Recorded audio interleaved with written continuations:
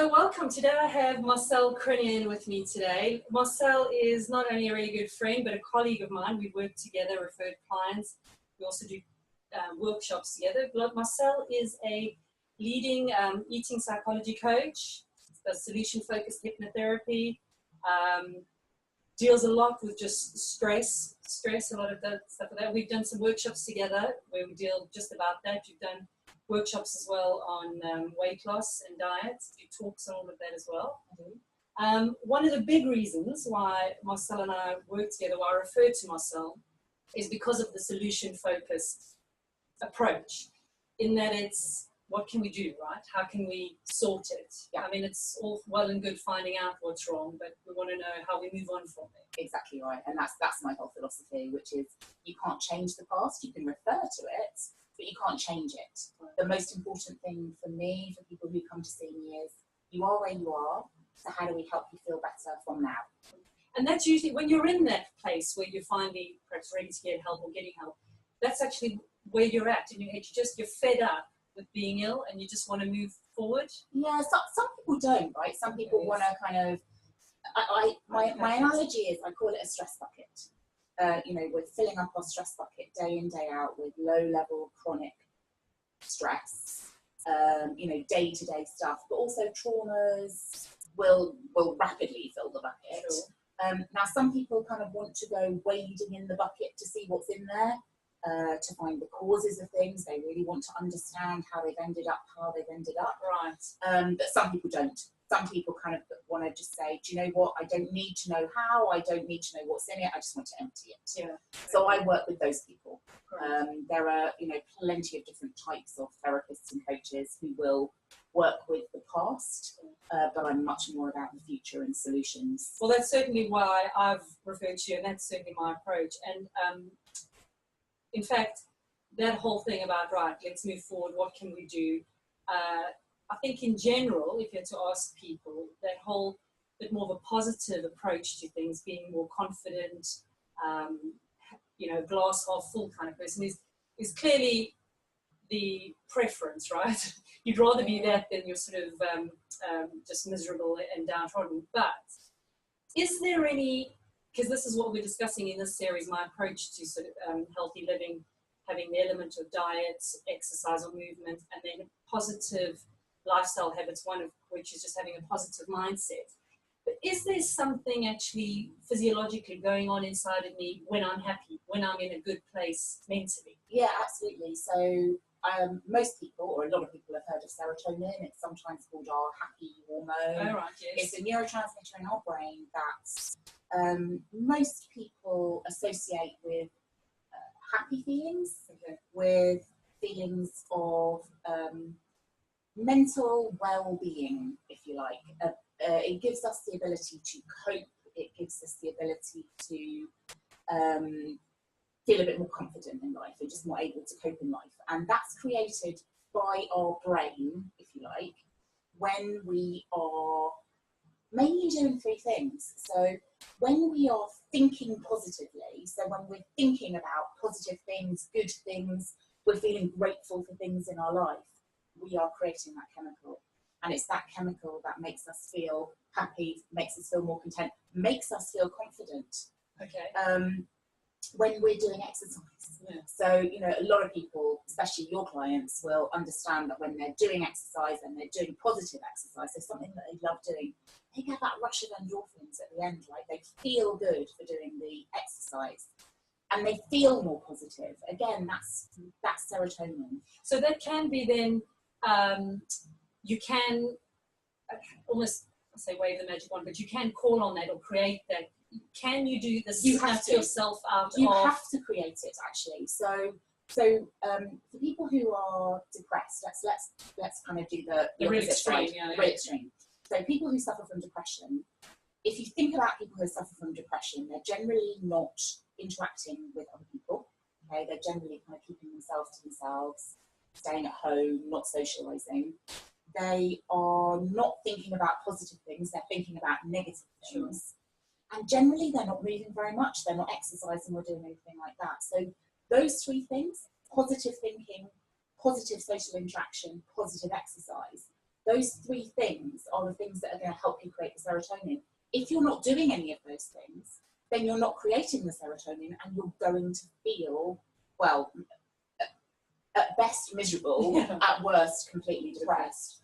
And most, if you think about antidepressants that are out there on the market, some of them will kind of mimic the effects of serotonin, but a lot of them will extend the shelf life of serotonin, if you like. So you still have to create it. You have to create it before those drugs even can. Yeah, you have to prolong the high. It's really, really important to create it. And you know, I think some people, or a lot of people, we tend to equate everything from the neck up with mental health, and everything from the neck down as physical health. Sure.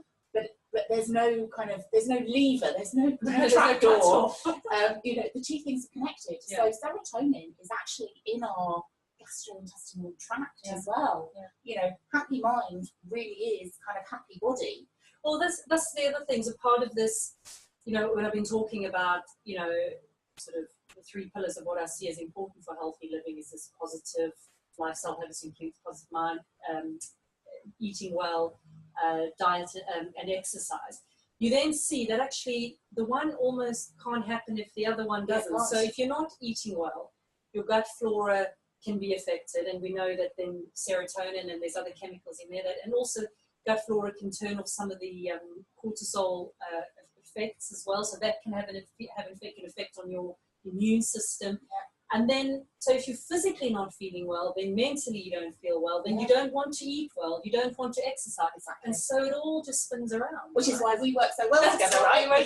Because I'm mind in your body. But it's really true that you know, you kind of, a stressed mind can't live in a relaxed body. And a relaxed mind can't live in a stressed body. So it's interesting that you mentioned cortisol. So for me, cortisol is the stress chemical. But again, it's created by the brain. So by stress, if I define what I mean by stress for me is the body's physical response to a real or imagined threat. So our brain, you know, we are designed, if you like, to survive. You know, think of survival of the fittest. The most important part of our brain, sometimes people refer to it as the chimp brain, if you like, but it's the part of our brain that's really primitive, and it's focused on survival. Its whole job is to, well, there's one part of our brain at least, that's its whole job is to keep us alive. So in primitive times, you know, when there was a saber-toothed tiger or something chasing us, that part of our brain was on full alert. And you know, if it heard a crack or, you know, it noticed there was something chasing us, it would release chemicals into our body to help us survive the threat. And, you know, those chemicals today, we kind of know as things like adrenaline. Adrenaline is going to help us run fast, basically, because running away is one of the things that we could do to get away from the threat. Okay? And the other one is cortisol and noradrenaline, and a whole kind of little concoction of stress chemicals that ultimately make our hands strong so we can fight, and our feet strong so we can run, which is why it's the fight-flight area of our brain. Now that was great in primitive times, but our brain hasn't really understood that we don't live in those times, so it now interprets anything as stress. It can't tell the difference between a real threat and an imagined threat to our survival. So, you know, our boss shouting at us, as far as our primitive brain's concerned, that's a stressful event, and therefore we get the same stress chemicals that we would when a saber-toothed tiger was chasing us. So that's a really important thing, because stress, and it was interesting you started off saying what your definition of stress was, because it's a very loose term at the minute. But one of the things you need to remember is exactly that. If stress is relevant, so while you can look at somebody and go, oh, why are they so stressed? You know, you can't. That's what's stressful for you. It's personal. It's the way your body reacts is physiologically is the same way, no matter whether it was some grievance, divorce, illness, anything. Yeah, your body reacts in exactly the same way to a real threat or an imagined threat. And you're absolutely right, it's personal because of another area in our brain. It's called the hippocampus. It's kind of like our, not really memory store, but it's where we store our experiences and our automatic behaviours and our automatic thoughts and all of that kind of stuff. And based on my perception of the world, I'm going to see things Right. differently Sure. to your perception of the world. Sure. So what's in your filing cabinet with your experiences and your perception of the world is different to my perception of the world and my experiences in my filing cabinet. So the fight-flight area will kind of dip into our filing cabinets, if you like, and kind of say, perhaps go, oh, we've been here before. Yeah, or, well, and check and say, is this a stressful, is this a threat? right. And my filing cabinet might say yes, where yours might say no. Okay. So if my filing cabinet says, yes, my boss shouting at me is a threat to my survival, then I get that same stress physiology.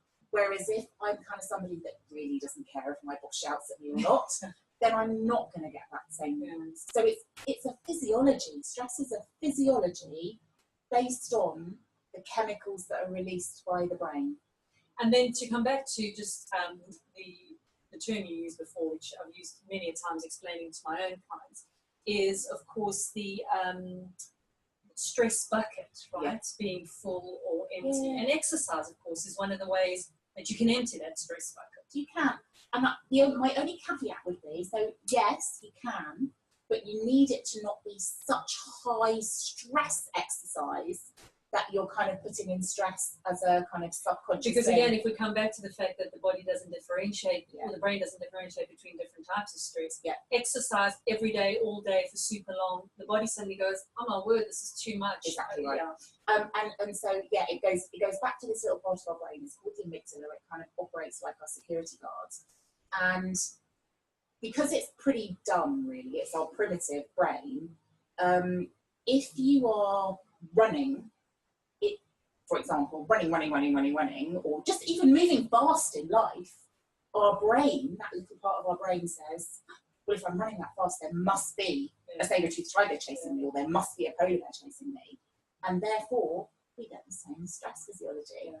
And the problem today is we live in a fast-paced life. You know, our internet doesn't come on, we get stressed.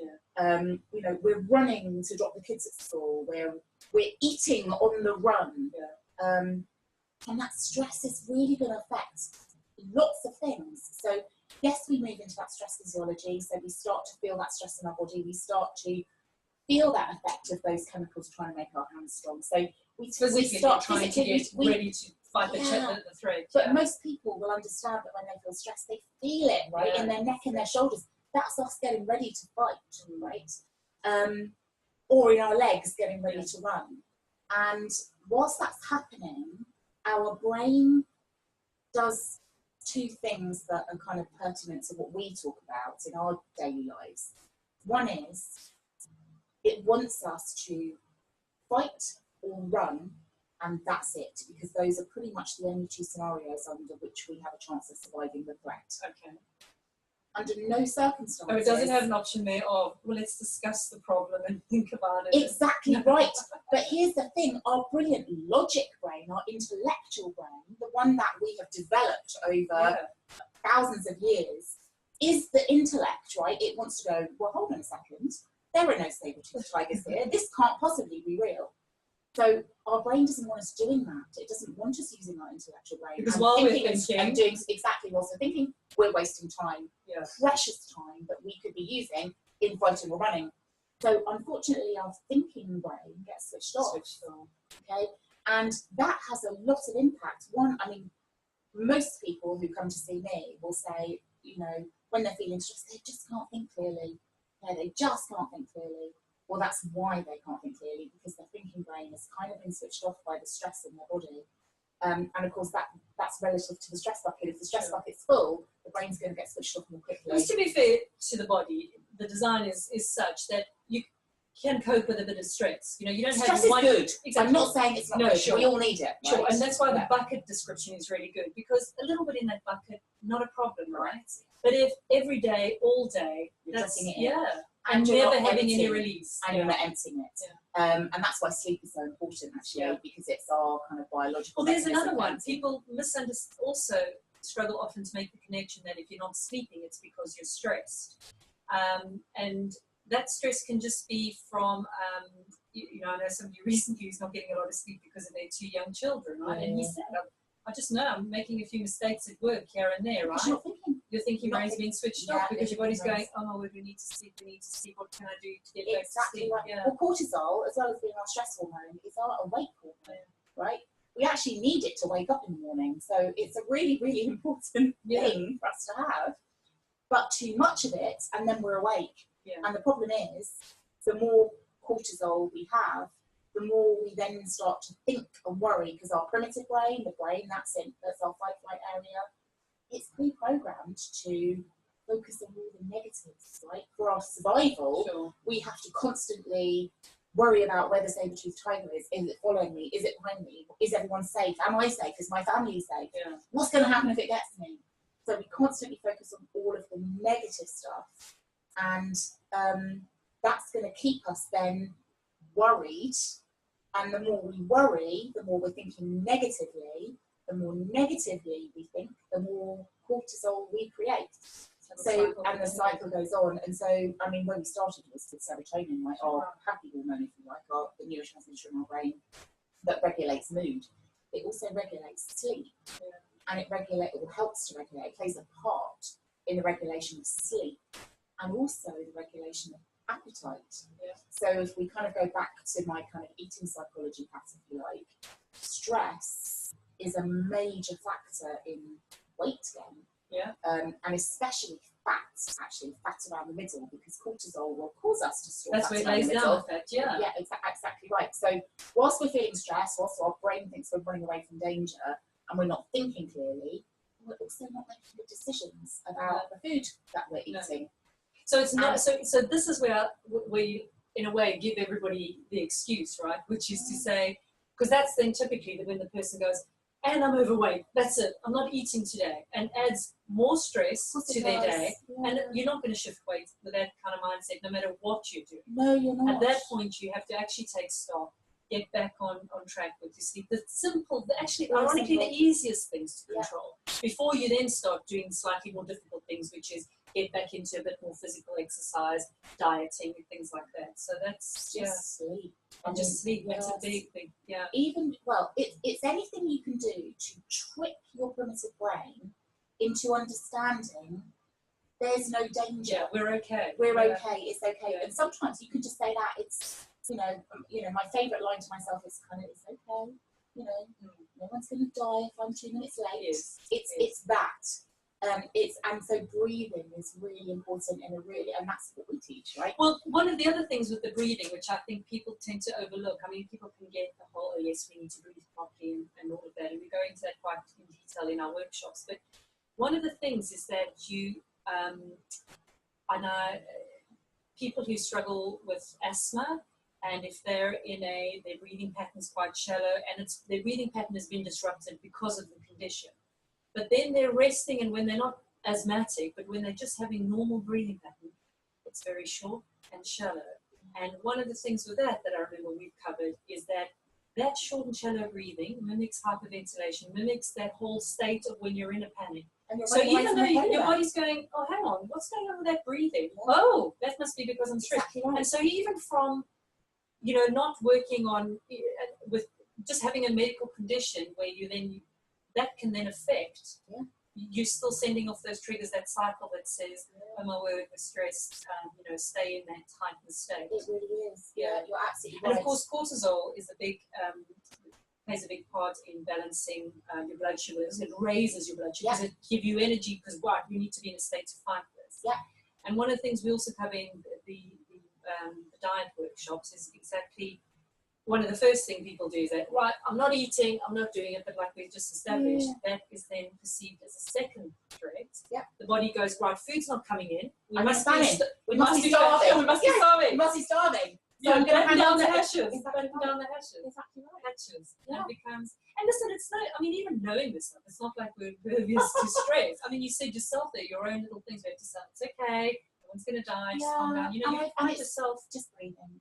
Breathing is the best strategy. I teach it to all my anxious clients, my depressed clients, my miserable clients, and my eating psychology clients. Just breathe, because if you can just breathe in a really relaxed way, our brain kind of goes, well, if I'm feeling this relaxed, There can't possibly be any threat. Yeah, the body's not in a panic, so, all right, must be fine. So then, guess what? A whole pile of stuff happens. My breathing starts to regulate. My body starts to go into relaxation physiology rather than a stress physiology. I can start to think more clearly, get access to my thinking brain. And also, actually, so we haven't even talked about this, but cortisol, stress physiology also switches off our digestion, because we don't need to be digesting our food when we're running away from the saber-toothed tiger either. So conversely, relaxation physiology, guess what? My digestion starts to fire up. I start to regulate appetite. All cycles just kind of switch on back on again. You know, the normal sort of natural whole cycles. Yeah, I mean, and that's the follies of modern day living. I mean, there is that, but essentially anything that just slows that pace. You know, so we've spoken about breathing, sleep also just brings that down. Of course, we know, everybody knows the thing with electronics and all of that. Blue light. And even, so I just, in fact, I just wrote a blog, so the questions I'm being asked at the moment, because obviously I help people sleep better, is how do I sleep in this heat? Because it's, you know, it's uncharacteristically warm. And as well as, you know, the blue light from all of our electronics affecting our sleep, they give out heat. Yeah. So if it's too hot, ta-da, switch them off, right? Just switch off electronics, because they're actually giving out heat. Switch them off when you don't need them. Switch the kettle off, switch the TV off, switch stuff off. Because if you've ever, I don't know if you've ever done it, when I pick up my mobile phone, it's super hot. It's super warm. They're emitting heat. Not to mention all radiation and geothermal straight thing. But switch them off. It's kind of almost a no-brainer. That's my number one tip. If you want to switch off stuff that's going to give out heat. But the other thing also then with the exercise, and so exercise, breathing, all these things, they actually just bring you back into the moment, right? So when if I'm having somebody do some squats or we're lifting weights or something, you're really focusing on, right, getting those weights up or am I doing the technique right? So you're in that moment, right? And so it doesn't have to even be that type of exercise. It can be an exercise in writing. We both know a woman who does a lot of stitching, right? Just being in that moment, stitching, quilting, just there, focusing on that one thing brings you into that moment. And I do that too, actually. So I knit. I love to knit. And I remember getting really hung up on what am I going to knit, you know, let me find. And then I realised it actually doesn't matter, because it's the action of knitting. That's the calming thing. So I just kind of knit scarves. I mean, they end up really long, these scarves, because I'm not doing it for the result of the knitting. Exactly. I'm just doing it for the actual calm kind of. But then that's why you see the rise of mindfulness. Of course, that's really come up in a big way. And I know you. That's another thing with different definitions. I know. But Yeah, so my definition of mindfulness is the one that kind of John Kabat-Zinn used, which is mindfulness is the act of staying focused on the present moment on purpose. On purpose, I like that. Without judgment. Ooh. Okay. And with acceptance. So in other words, you're just accepting what's happening. You're not judging what's happening, but you're kind of focused on the right now. And the reason that staying focused on the present moment is really important, so that it goes back to our primitive brain. So our primitive brain, when we're feeling stressed, when we're in that fight-flight area of our brain, what our brain is doing is either taking us to the future what-if scenarios. What if the danger gets me? What if? So it's trying to take us to the future in a negative way. Or it's kind of going, or it's taking us to the past. It's reminding us of things that are in our filing cabinet. Right. So what our primitive brain isn't doing in that moment is staying focused on the fact that now in the present, it's either in the past guess or in what? The future. There's no saber-toothed tiger, right? It's not doing that. So staying focused in the present moment is really, really important, because our brain will try and take us to the past, where we know what that person, you know, we know from experience that our kids never going to tidy their room, right? Because they've never tidied it in the past. Or, you know, and we're using information from the past to predict the future, which again, primitive times, we needed to be able to do. If we were out hunting, gathering, we needed to remember the last time we went hunting, where we saw the bison, where we saw the berries, use that to predict where we might find the food again. Yeah. Okay, so it's a skill from the past, but unfortunately we don't spend enough time focused on the present moment. So, okay, so we'll round off with then some tips or strategies, and I guess those would include something like that, right? That brings you to, in managing stress, or just in trying to keep a positive mindset, would be about staying present. Yeah, it would. I mean, so to be fair, most of my clients, if they came to me and I said to them, just try and think positive, like I'd have no clients and it would take me. So it's pull yourself out of it. Yeah. It's harder to do than you might think, especially if you're not somebody that naturally does it. But think of it as a skill. Okay. So, and I tend to try and explain it as balanced thinking. So we're not going for Disney positives, right? So we're not going for my life is perfect. There's no rainbows or unicorns. But just have a think about what you can be grateful for today. Have a think about one good thing, just one thing, tiny thing that's been good in your day. And my kind of analogy that I always use is when you look up at the stars at night and you look at the sky, there's always one bright star, one big bright star in the sky. You can see it without even trying. Sure. But if you kind of change your focus a little bit, behind that one big star, you can see suddenly these little stars pop up. Like they suddenly weren't there before and they're just popping up in the sky. And the more you focus, the more you see hundreds, thousands of tiny stars. Now, if you took the big bright star out of the sky, you still have a really bright sky because there's hundreds and thousands of tiny little ones. But if you took all the hundreds and thousands of tiny little stars out of the sky, all you'd have is a dark sky with one bright thing in it. So people always at the beginning, when I say try and think about something good, they think I mean I've won the lottery. Or, exactly. But actually those things don't come along very often. I'm smiling. So it's the little things. Yeah, I'm smiling because I did this exercise with my son sometimes, where I go, in the morning he's waking, I'm just grumpy, getting ready for school. I say 3 things you're grateful for. Yeah. And he's all like, oh, and then he goes, oh, that was nothing to be grateful for, all grumpy like this. And I go, well, I'll give you mine. And I go, I'm glad that I found the toothpaste cap on the toothpaste today. For a change, it wasn't, you know.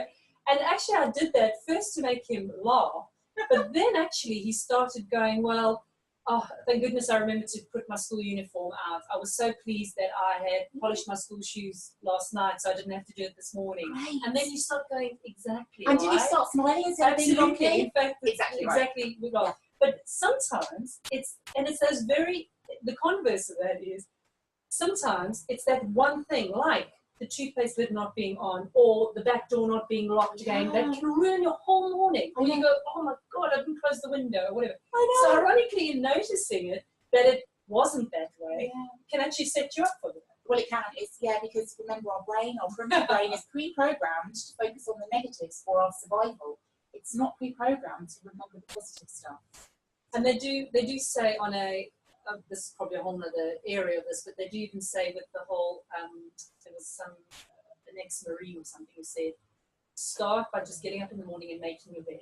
Yeah. Because once you've done one thing, you've achieved one thing, there's that whole, I've done one thing today. And make it a small thing. Don't try and make it too big a thing, right? So if you had to think that you had to make every single bed in your house, do all the washing up, empty the dishwasher, hoover, get all clothes ironed, that would be so overwhelming. Whereas if you thought, okay, do you know what? I'm just going to empty the dishwasher. One thing, do one thing. And if emptying the dishwasher feels too overwhelming, I'm just going to empty the top tray of the dishwasher. I'm just going to take the glasses out. It doesn't, just agree with your brain to do one small thing. You're absolutely right. Just make it. But I even see that, and you're right, it's not that easy, because I even see that with clients that people struggle to acknowledge just the little wins, you know? So if I'm dealing with someone and maybe weight loss is the goal, or getting fit, or, you know, there's the whole, like you say, focusing on the negative, oh, I couldn't get out for my run today. And so I'm like, yeah, okay. So I just managed to walk really quickly to the bus stop, and then I made sure that I didn't, I didn't stand, and I walked up the stairs and blah, blah. And I'm like, okay, well, that's great. You managed, I'm almost more proud of you that you managed the situation, because it's never always going to present itself perfectly, right? Exactly. And I mean, you know, people are going to go, oh, I lost half pound this week. But if they gained half a pound, wow, it's the end of their world, right? Exactly. So you've got to acknowledge the little wins. Exactly. It's really important, and even write them down, because guess what? In half an hour's time, your brain isn't going to remember them. So just write them down. Write down. My god daughter, actually. So she's very creative, and every year she creates this like papier-mâché jar kind of thing that she's decorated for Christmas.